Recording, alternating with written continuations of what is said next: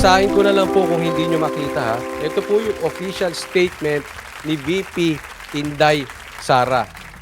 Sabi dito, the Office of the Vice President can only propose a budget to support the safe implementation of our programs, activities, and projects to alleviate poverty and promote the general welfare of every Filipino family. Ito po ulit, galing ito kay VP Inday Sara, official statement niya patungkol sa sagot niya sa confidential funds. Nonetheless, we will no longer pursue the confidential funds. Ang sinabi dito ni VP Sara ay ito ay gagamitin sa programa, activities, and projects to promote general welfare. Alam naman natin, para ito sa security, para ito laban sa mga makakaliwa. Ito ay gagamitin ni VP Sara. Pero, ngunit datapwat, hindi na namin itutuloy ang confidential funds. Bakit? Itong importante sa lahat. Because this issue is divisive. It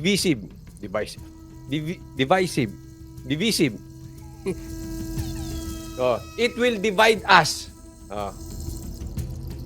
And as the Vice President, I swore an oath to keep the country peaceful and strong. Sara Duterte. Alam mo, ang naaalala ko dito, kadalasan, at ito po ay sinasabi, na ang isang bagay na merong espiritu ng pagwawatak-watak, kadalasan ito ay galing sa dyablo. Ito ay hindi magandang gawain. Yung pinaghahati-hati. Of course, may konteksto yan. Pero pag ang isang mga bagay, ang isang organisasyon, ang isang samahan, ang isang pagkakaibigan, ang isang negosyo, pinaghahati-hati mo dahil meron kang agenda, personal agenda, we are for sure, hindi po yan galing sa mabuti. Galing po yan sa dyablo. At yan po ang number 1 taktika ng evil, ng kasamaan, ng kademonyohan. Pagwatak-watakin to accomplish my personal agenda. Pinagwawatak-watak mo ang magandang dapat na samahan, hindi para ikabuti, pero para ikabuti mo. Kaya be very observant to this. Yan po, pag may mga kaibigan kayo na gusto kayo magwatak-watak, no? Pero pag tiningnan nyo naman, always look doon sa kanyang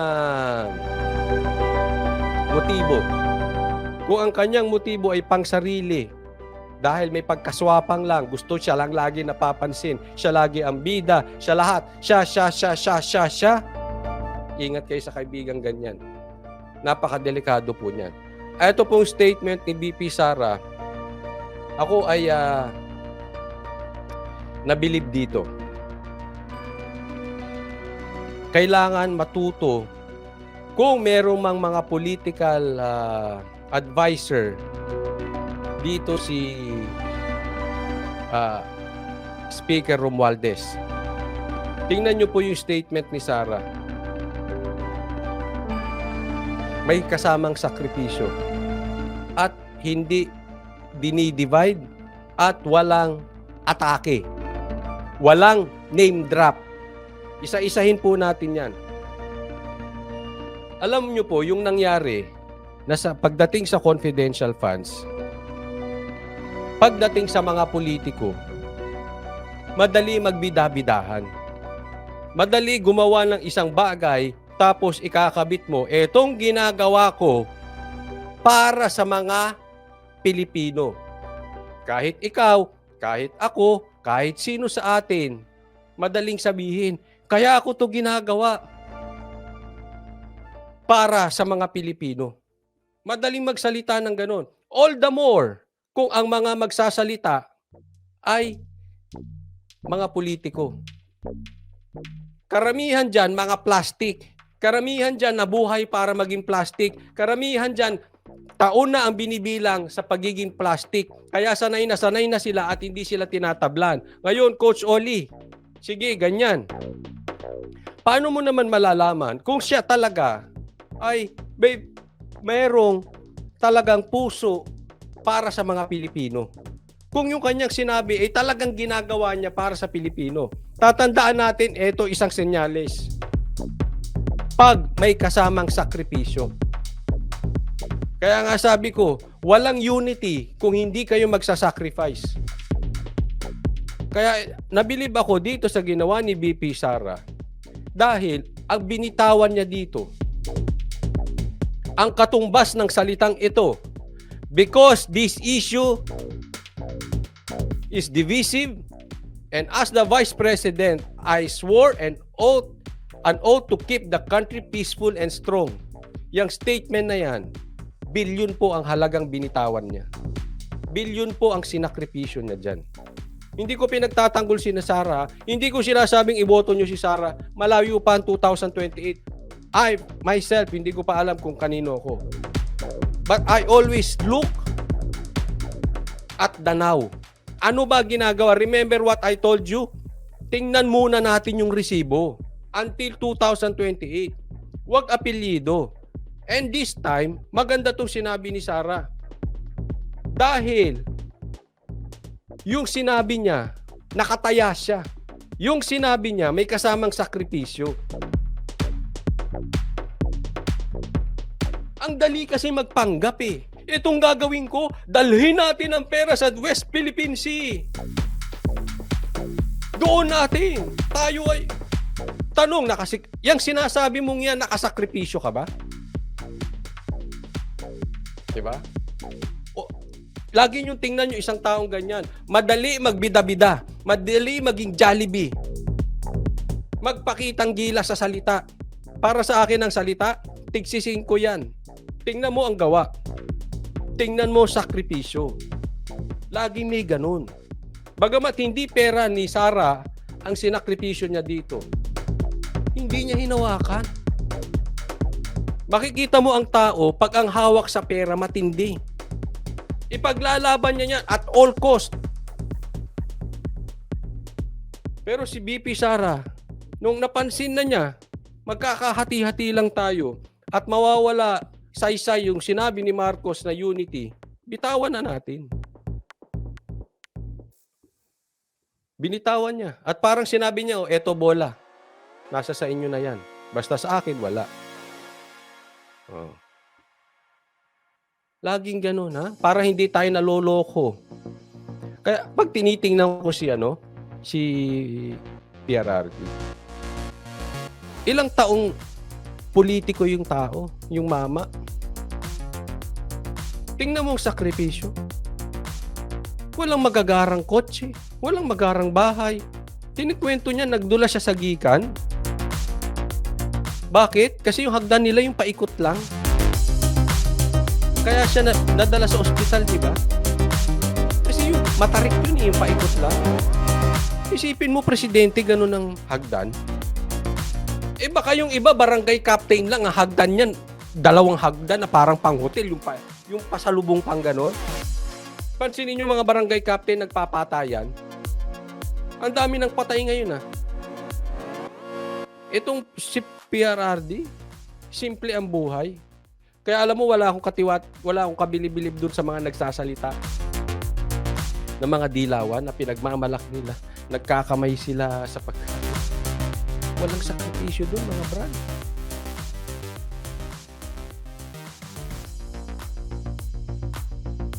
Wala. Isa po yan sa tingnan natin. Ha? Payo ko lang sa 2025 at higit sa lahat sa 2028 election. Tingnan nyo sa isang kandidato, bukod sa resibo, sakripisyo. Kahit pati sa sa mga papaniwalaan yung vlogger, sa papaniwalaan yung mga tao, sa grupo, lahat. Nang hindi tayo nalilinlang ng salita. Pati kayong mga kababaihan, kung may nanliligaw sa inyong lalaki, doon mo malalaman kung yan lalaki niyan, totoo yan. O kung gusto niyan, laging check-in. Pero wala namang sakripisyo. Pag ang lalaki nagsakripisyo na, mahal ka niyan. Pero kung gusto niyan puro CI, puro sogo, delikado ka dyan. Ngayon, may papakita naman ako sa inyo. Look at the contrast.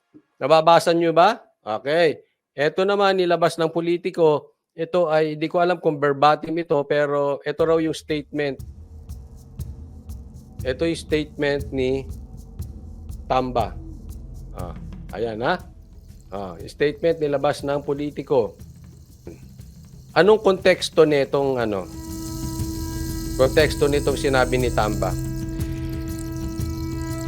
Ito yung meron na pong mga lumipat sa partido nila na Lakas CMD na miyembro ng Kamara na pumunta na sa partido ni Tamba. Okay, basahin natin. They are a great addition to the strength and the diversity of Lakas CMD, which is a coalition of hard-working public. Sabi mo yan hard-working public servants who share a common goal of serving the Filipino people with integrity and dedication under President Marcos administration. Ayan. Anong pagkakaiba nung statement ni VP Sara at ni Tamba? Una, yung kay Sara may sakripisyo. Kaya makikita mo yung statement niya makabuluhan. Kahit pera mo yan o hindi mo pera yan, wag po tayo maglokohan. Kahit tanungin natin ang sarili natin, billions ay billions. Yung dumaan lang sa kamay mo, kahit hindi mo kukurakutin, kahit wala kang planong kurakutin, mahirap basta bitawan yan. May sakripisyo po sa madaling salita. Ito. Sa kanila, political. Self-serving. Bakit? Para saan? Lumakas ang Lakas CMD. Ibig sabihin, lumakas sila. Pinapakita nila sa taong bayan na ang suporta ng Kongreso ay nasa iyo. Kay Tamba. So it is political in nature. Ang tanong, follow-up question, asaan ang Pilipino dyan? Lumakas yung partido nyo. Pero ano yan sa mga Pilipino? Anong dating yan sa mga Pilipinong nagugutom at nangangailangan ng pagkain? Yung kay Sara, pakikinabangan ng Pilipino. Eto, anong pakinabang? Really? Anong pakinabang ng Pilipino? Lumakas kayong Lakas CMD. Sa totoo lang, anong pakialam namin dyan?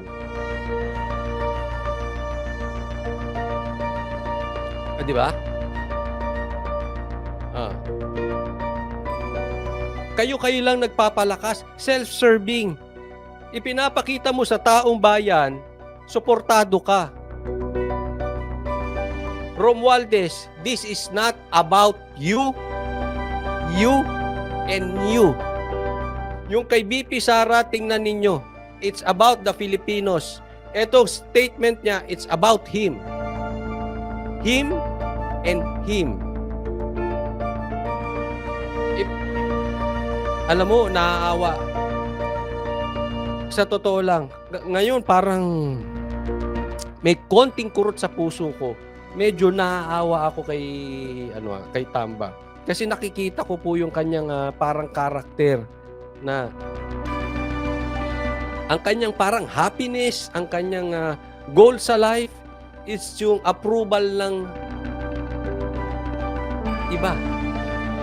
Yung parang grabe ng ka-insecure na ma-retain niya yung position. Ganun na siya ka-desperado. Kitang-kita po, lutang na lutang. Hindi ko alam kung siya ang may pakana nito o yung kanyang advisor, political advisor. Pero kung political advisor, sir, payo ko sa'yo, sisantihin mo, maling-mali. Ang layong-layo sa political advisor ni BP Sara. Siguro nakikinig si BP Sara, siguro willing mag-sacrifice kaya madaling turuan. Ba't yung sa kanya mali? Well, ang layo. Isa pa.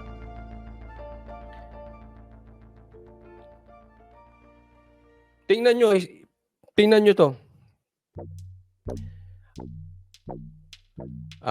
Hardworking public servants who share a common goal of serving the Filipino people with integrity and dedication under President Marcos administration.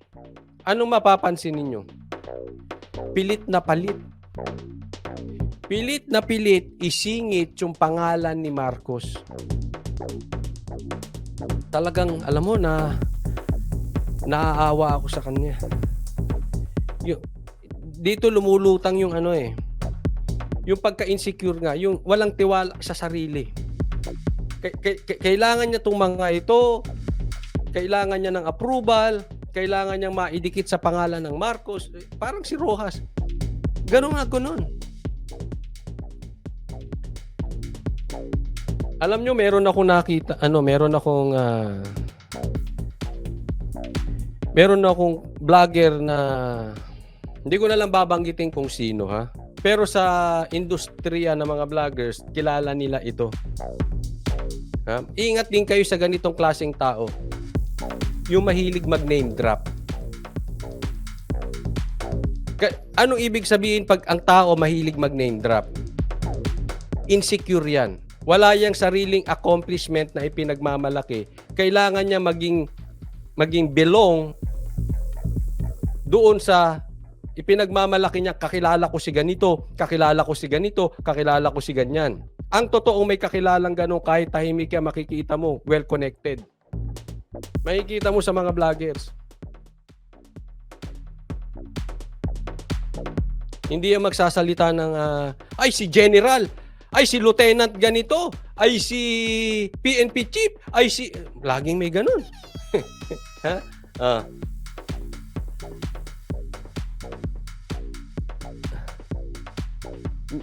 Meron kaming kilalang ganyang vloggers, kaya meron na kaming kilalang vlogger na alam sa mga common friends na mga vloggers na itong taon to ganyan. Si name drop. Kung tawagin namin si name drop. At nakakatakot yung ganon. Try nyo pong iwiwas sa taong ganon. Pag ang taong si name drop, may pagka-insecure yan. At pag ang tao insecure, hindi mo siya pwedeng malamangan. Kasi by the time lumamang, halimbawa ka, gumanda yung vlog mo, nag-improve ka, o kahit sa eskwelahan, sa negosyo, pag nalamangan mo yan, bibirahin ka na yan. Ganyan po ang ugali ng insecure. Pupurihin ka niyan, kakaibiganin ka niyan, tutulungan ka pa niyan, sa totoo lang. Hanggang nasa ilalim ka. Pero pag nauna ka na, kakanain ka na niyan. Yan ang katangian ng mga insecure, mga insekta.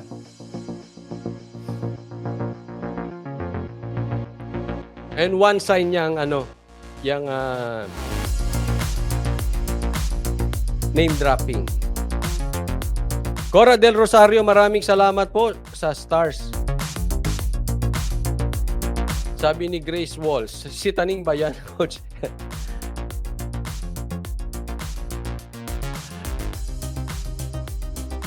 Tingnan mo hindi si Taning yung binabanggit ko rito.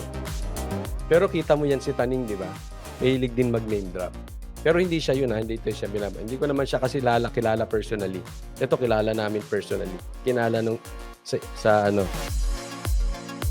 sa grupo namin mga vloggers. Pero yan, mahilig yan di ba?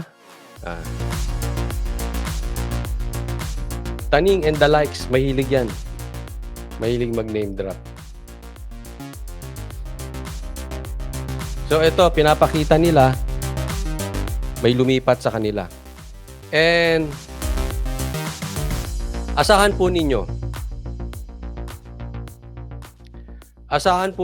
na sa darating na linggo at sa darating na araw, magsisimula na po ang hatian. Yung lipatan, mangyayari na po yan. Magkakalipat-lipatan na po yan. Lalo na sinimula na to ni Romualdez. Kaya nga, alam nyo po,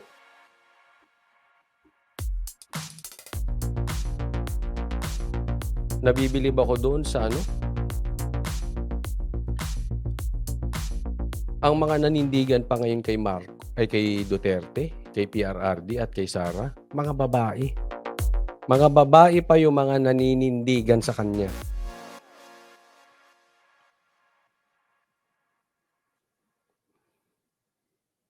At kahapon lang binira po ni Senator Amy ito si Speaker. Alam naman natin kahit hindi binanggit ang kanyang pangalan, no? So definitely nasa magkaibang kampo na sila. And that will start. Yang hatian, simula na po yan.